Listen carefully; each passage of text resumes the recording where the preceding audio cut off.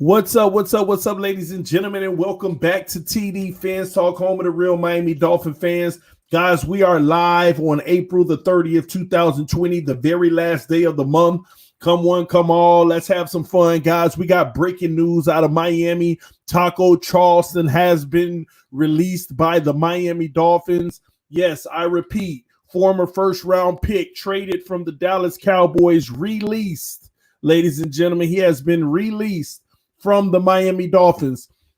We're about to talk about what all that means for the team going forward, why now, and much more. I'm going to give y'all a moment to come in because this is the middle of the day. YouTube usually doesn't send out the notifications. So hopefully the notifications get to enough people. Y'all hit that like button on your way in the room. Make sure you check me out on Instagram, guys. TD Phins Talk. Twitter is at TD Phins Talk. My Facebook page and Facebook group is also TD Phins Talk. You can find my content at dolphinstalk.com as well, ladies and gentlemen. So don't forget to check me out. Shout out to all 33 Patreon members. We now have 33 Patreon members. Thank you all for your love and support. If you want to become a Patreon, feel free to click the link in the description of any video. You will see the Patreon link there. And go check it out. I'm definitely something that's going to be there for every single one of you all. Also, guys, don't forget, you could also find the link to the merch store. There's going to be some new content coming in the merch store in May. So a lot better. It's going to include our new TD Fans Talk logo. So make sure you check those out in the middle of May. I'll make sure I give you more details on that as we get closer to that point. And everybody who donates via PayPal, Cash App, and in the super chat, I appreciate all the love and support, guys. All right, so we have over 120 people in the room. Hit the like button, only 52 likes. It's time to get started. Now, I'm not just going to let this be a stream where I'm doing all the talking. I'm also going to allow maybe one or two people to come on at some point in the show. So I'm going to post the link below in the comment section. Make sure you check it out. See here. All right, it has been posted. Make sure you check it out. I'm not going to bring you on right away, but at some point I may bring you on, all right? Shout out for the donation. Ryan Osith said, keep up the good work. You drive me crazy sometimes, but that is what makes it all fun. Fins up. I love that, man, because I tell you what, every time I read Ryan Osith's comments, it's usually like a debate of TD's wrong. What is TD talking about? But one thing I know that he's not trolling. A lot of the times when he's getting on me, he passionately has an opinion about the Miami Dolphins, and that's what I love about it. He has his own opinion, but he always supports. I mean, just now he supported with the donation, but I'm not talking about that. I'm talking about just every single stream, put in a link, trying to share the word, let everybody else know about TD Fans Talk. I want to say thank you. I really do appreciate that. I see you all day, every day, putting that work in for this channel. And trust me, it hasn't gone unnoticed. I love you for that, man. So again, I appreciate you, bro. But anyone can contribute to the channel by letting other people know about the channel. You could always do that. I have a few people backstage. I'm not going to bring you on right away, but I will bring you on at some point. But let's dive into it, guys. All right. We're 3 minutes in the video. Let's talk about some tacos. It ain't Taco Tuesday. It's Taco Thursday today because we just cut TACO Charlton. Okay. Now, this is the former first round pick out of the Dallas Cowboys who wasn't finding enough playing time over there. So Miami decides to take a swing at him, and what many would call a very good deal to get him here in Miami. And guys, it might come to a shock to some of you all, but do you all know who the leading sacker of the Miami Dolphins was last year? I'll give y'all a second to put it in the comment section because I know we have some intelligent Dolphin fans who's been studying the team in and out. Who's the sack leader last year for the Dolphins? Y'all let me know in the comment section. It just feels good sometimes when other people know information about what's going on in the team as well. That's right. The comment section floods up with the name Taco. Taco led the team in sacks last year. Do y'all know how many that was? Let me know in the comment section if you know how many sacks it was. Let me know in the comment section if you know how many sacks it was. While I wait on those responses, shout out to Gio Cabrera with the donation. Said, what's up? It's been a minute. It has been a minute, Gio. I haven't seen you in a minute. I've been around. I may have had a night or two off, but I'm here, man. I'm here. And it looks like the overall consensus has it correct in the comment section. 5 sacks. Ladies and gentlemen, our leading sacker last year had 5 sacks, and that was Taco. And I have to be honest with y'all. Cutting Taco does come as a surprise to me. Now, after the draft, maybe not as much of a surprise, but it still does shock me because I personally feel like, hey, you got a kid who's still young, still hasn't seen his best football yet, especially with this coaching staff. What can we do? Can we make the most of this and actually turn him into an 8+ sack machine every year? In the first year rolling with us, not even for a full season, he has 5 sacks leading the team. Now, to me, that's momentum. That's something to build upon, but the Miami Dolphins decided, no, we're done. Click. They just hung up. They cut ties with Taco. Now, it does make it easier because of how we drafted, okay? The way we drafted. We brought in a lot of young talent at the position. But again, it's hard to say when Taco was your best pass rusher last year, you know? But at the end of the day, for all of you all who don't realize, it's this simple. Let me put it like this. Taco saves us $2 million. That is not a big pickle, but at the end of the day, they've seen all they needed to see in Taco. That's why they released him. They saw all they needed to see, and he also came with a 0 dead cap hit, meaning that by releasing him, we don't owe a penny. He's already went through 3 years of contract in the NFL, if I'm not mistaken. Let me go check it out again. Make sure I give you all the facts here. All right, yep, 2017, 2018, 2019. Yep, and this is his 4th year in the league, 2020. He was slotted to make $1.832 million. And Miami Dolphins just saved $1.832 million. That's how much they saved. Now, I would actually go out on a limb to say that Taco and his production is worth $1.832 million. But one of the main reasons I believe they decided, hey, let's go ahead and cut Taco, because the room is full. Not only is the room full, the first thing you have to do when the room is full is look at the contracts and say, who's expendable first and foremost? Who do we owe no guaranteed money to right now? Taco was one of those guys. Who's closer on an expiring contract? This is a contract year for Taco. So at the end of the day, it was an easier decision for the Miami Dolphins to say that's the guy that needs to go. We got younger guys who we feel can be just as productive, if not more productive, in this league. Now, I don't know if this is the case where they let him go and maybe later on he might get a shot to come back if we have injuries or whatever we may have. But at the same token, listen, he was expendable. This is why you pay attention to the this is exactly why you pay attention to the contracts. EM just said, I just printed off his ticket. And so you didn't have that one made yet, EM?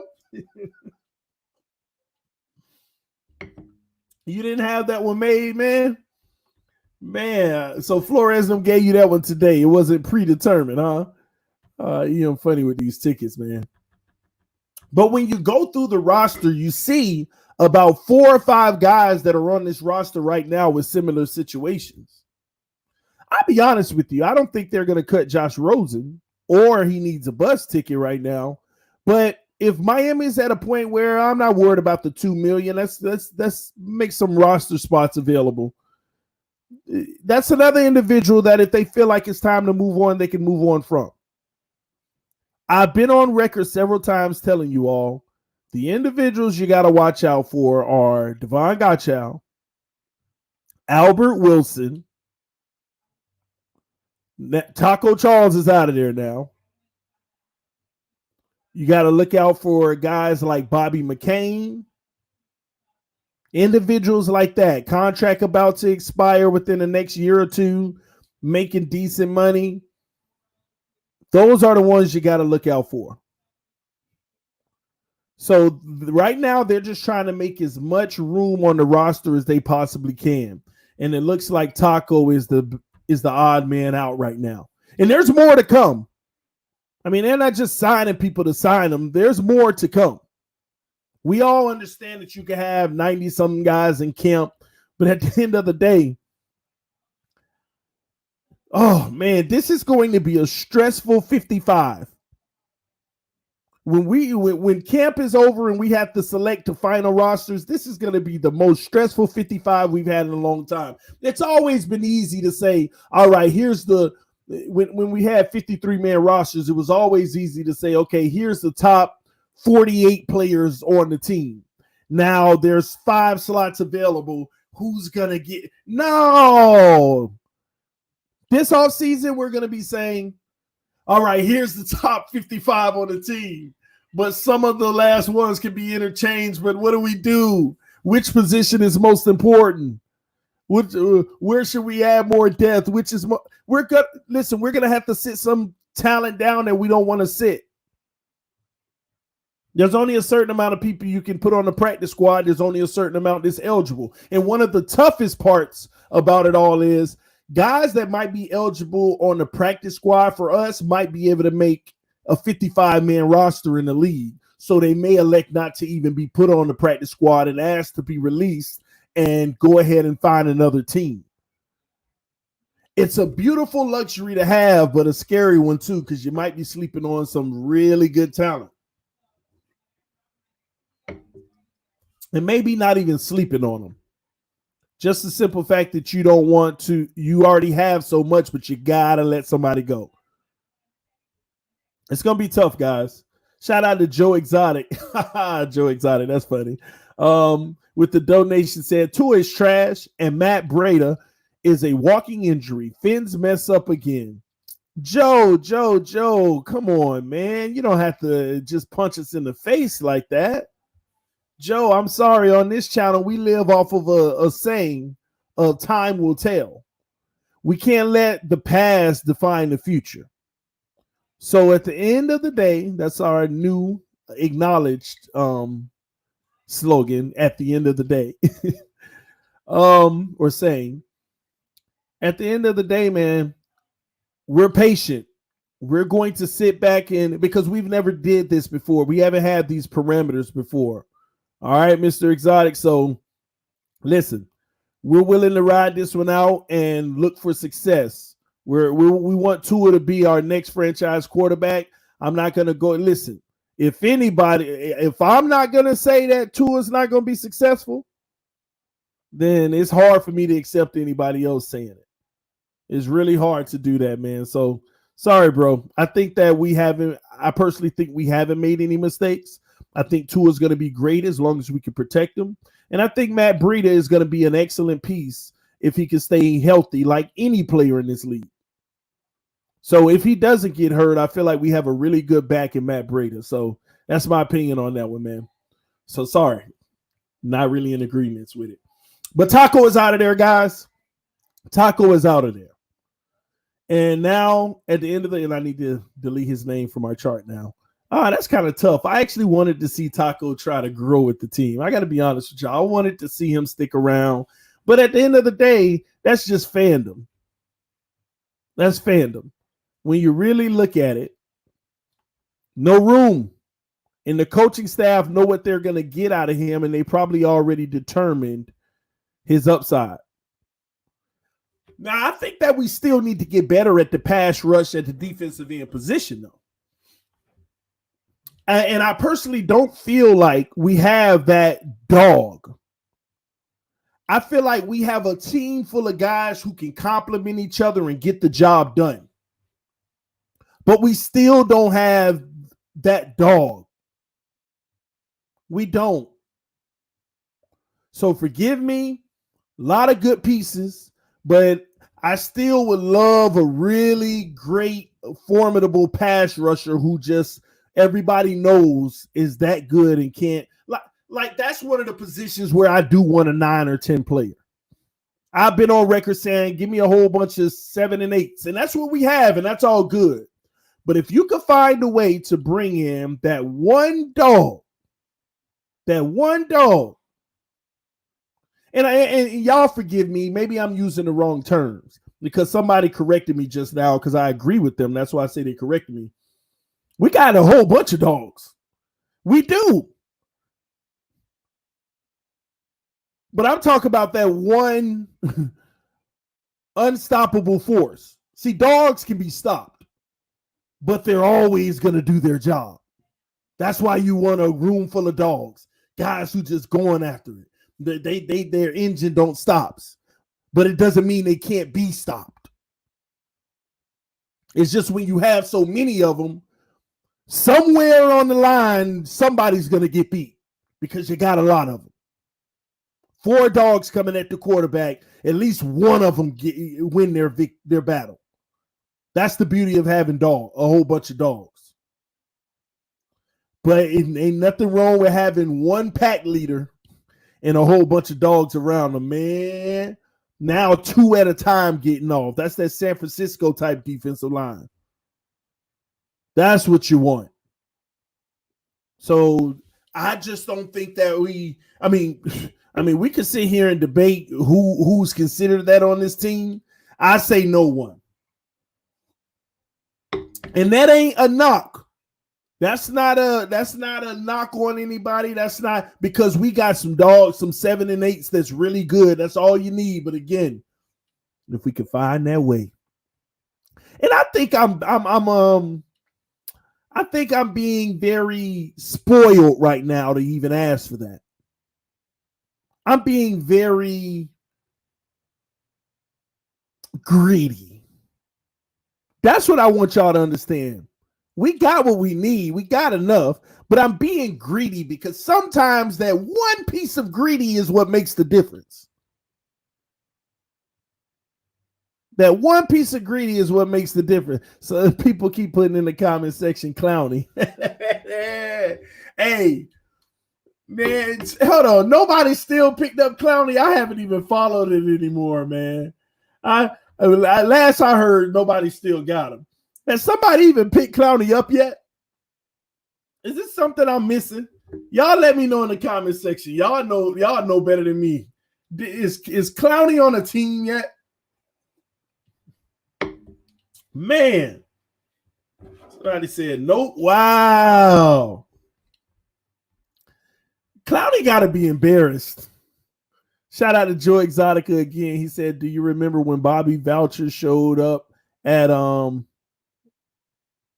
Bobby Boucher or Boucher or at halftime in the Mud Dogs won the Bourbon Bowl? Nah, Joe, I don't remember that at all, man. You're gonna have to put that together for me. I'm all ears, man. But Clowny played himself. Clowny played himself. Everybody already know the rumor got out. Miami offered this man close to $17 million. And he said, no, I want 20. I'm out. Miami said we can't give him 20. Let's go ahead and honor our principles and move on. And we brought in 2 for the price of 1. We brought in 2 for the price of 1. And now Clowny literally he couldn't find someone for 20. Couldn't find anybody for 18. Couldn't even find anybody. Can't even find nobody for 17 right now. If Clowny want to play, Clowny might have to take like a 1-year, $14 million deal just from a team throwing it out there at him.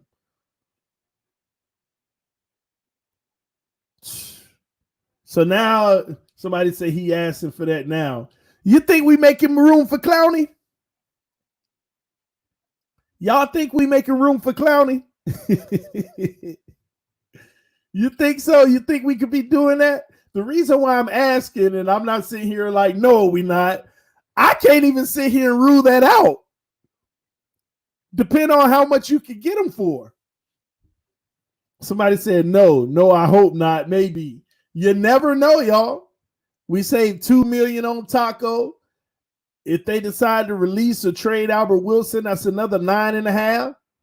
That's 11.5 right there. And we supposedly came out of the draft with about 9 million. So take about 3 or 4 from that, and you got Clowney, and you still got $4 million.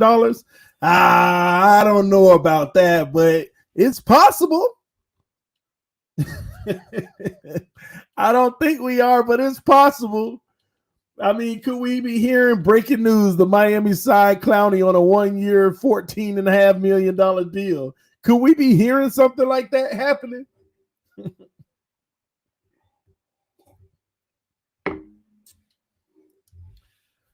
Woo! Imagine that, huh? Imagine that. And then with the cap space that we'll have in 2021, which I need to go take another look at, but it's projected, if I'm not mistaken, around 70. I could be wrong. I got to look at it again. I don't know what has changed on the structures and everything. And then if he plays well, like Parker, he gets a multi-year deal. Could that be happening? It's just interesting that you release Taco right now and save you $2 million.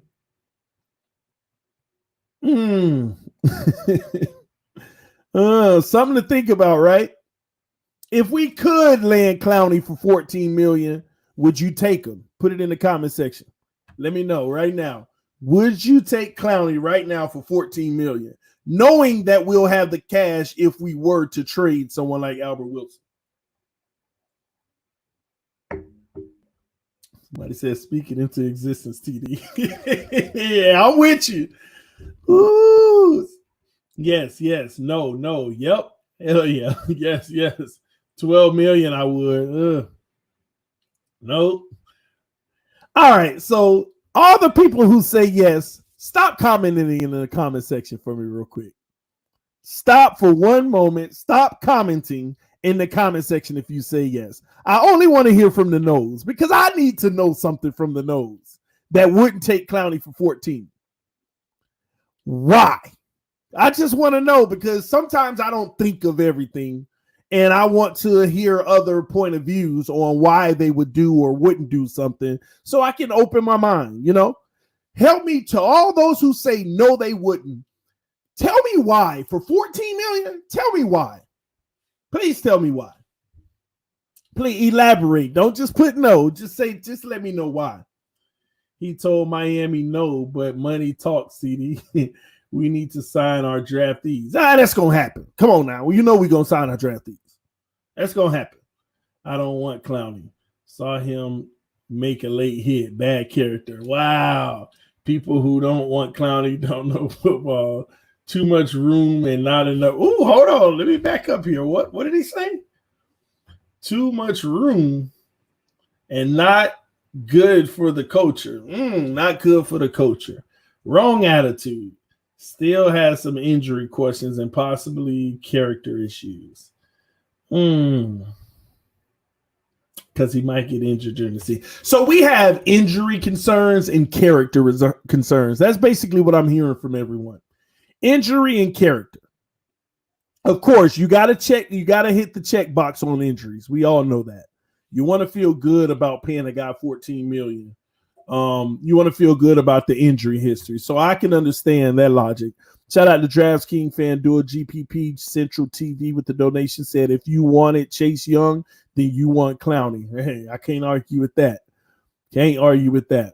So let me make sure I'm getting this straight. So injury issues. All right. So if the doctors say, oh, Clowney's fine, I can remember he played last year on injuries. Had a very good year, productive year, played last year with the same injuries. And it's one of those things you just got to keep your eye on. But he's managed it very well. Went through a season with it. But still a concern. Okay. And then we say character. What character issues does Clowney have? Is it, I don't want to play for Miami because they's tanking for a quarterback, or he's out here trying to get his cash? What? Because I don't know the full story with Clowney, obviously, because we're saying character issues. What's his issue with character? Is it just we don't feel him because how he talked to us before? He ain't coming to Miami. They tanking for a quarterback. Is that what it is? Clowney's friends with Carol Baskins. I can't deal with Joe. Joe acting up today, man. All right, let me see. He's not worth it, TD. 7 and 8, we good. Sacks be the most overrated part of football. More about himself with the team. You know, I can't see when I talk about Clowney, I don't even talk about sacks. He's the ultimate disruptor. His disruption of the game is more valuable than the sack numbers. That's why people covet Clowney. It's not how many times he takes the quarterback down. It's how many times he gets the quarterback off of his spot. Especially having the nose tackle that we just drafted in the draft. I mean, that combination along, two guys that just, they're monsters of disrupting. That's all. That's the value of Clowney for those who don't know. It's not the sack numbers. It's his ability to disrupt what the offense is trying to do and what the quarterback is trying to accomplish very quickly. That's why he thought that he could get the money he was going to get. He was trying to set the market, y'all. But no, sir. Looks like a lot more teams are wisening up. So a lot of y'all say y'all wouldn't take him for $14 million. I just saw somebody say they'd take him for 12. I don't think we're going after Clowney, but at the end of the day, I can't imagine Chris Greer sitting there and not making a phone call. How much is he talking about now? You know, we got 10 million over here. Is he interested? Just throwing something out. I couldn't imagine any team not doing that. Obviously, nobody wanted to get stuck with the 20. And then he held on to his guns all the way until people spent most of their money. So now nobody wants to give 17. So Clowney's in a peculiar situation where he has to make a decision.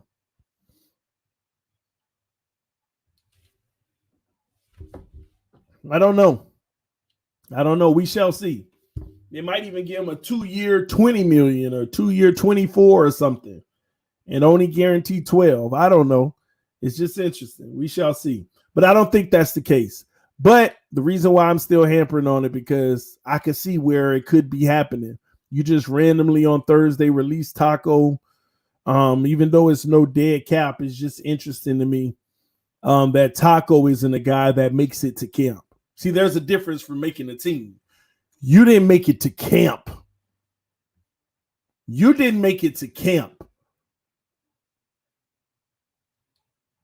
I need to look at the date his contract is fully guaranteed if he would have made it to. Now, if that date was coming up, okay.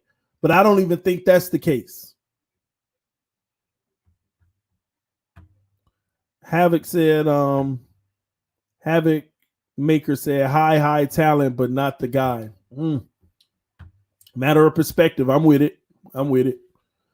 But TACO, that was just interesting to me.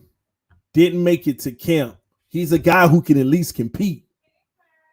So he obviously, they thought he was a prototypical fit in the scheme. That was just interesting. Could this mean something is happening? We're going to find out. Time will tell, y'all. This is an interesting one. Let me bring in a few people. What's up, Shake Money? What's going on, man? What's happening, homie? I'm good, man. What's your thoughts? Well, on the Clowney situation, I think the reason they're not bringing him in is like, have you ever made reservations? You know, like make a deal with someone. Okay, look, I want to cut your grass. Whatever, you're the best lawn service out there. I want to cut your grass, but you outbooked yourself, and now you have something like. Now you come back, hey, I want to mow your lawn. No, I already got somebody to take that place. I think that's what's going on. They already got somebody that's going to take his spot in the defense. Yeah, that's kind of hard though, because you can have with 93 people that can make the roster for camp, you can have tons of people to cut the grass and actually sit them out there and see who does the best job real time. So that's why it's like the timing isn't matching up. You could have brought them to camp and decided that, but you're saying right now everybody you got is better. I don't know about that. Well, the thing about it is if you sign him to a contract, you know it's going to be a big contract, and if the other people outshine him in camp, now you stuck with $14 million in your. I'm so sorry. I thought you were talking about Taco, but you're talking about Clowney. Yeah, Clowney. Oh, okay, that makes sense. Yeah. I think that's why I said no on Clowney. That's what I'm talking about. Got you. So I would say no on Clowney because you know what I mean. Yeah, well, that makes sense, especially for that caliber of player. At the top with that type of salary makes all the sense in the world, man. It's tough though. Taco didn't make it, man. I just wonder what other cuts on the team might be coming through because there are going to be some names that are interesting. And also, I have a wacky, crazy conspiracy theory. But if you don't mind me sharing it with you, go ahead. I think one of the reasons why they haven't cut Wilson was what kind of injury did he have? Wasn't it the same thing as Grant, right? Was it the No, it was a hip injury. Hold on. Yeah, hold on. I thought he had another injury as well, or was he still laboring the hip? It was the hip injury. We had so many injuries on the team. I'm starting to loop them. Yeah. Well, no, he had a hip injury.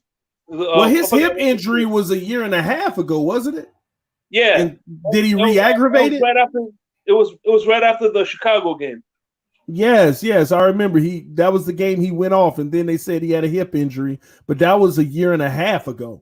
And then I think he was aggravating it and favoring it last year. Mm-hmm. So there's another injury he had as well, though. But at the end of the year, you seen how he was being more productive.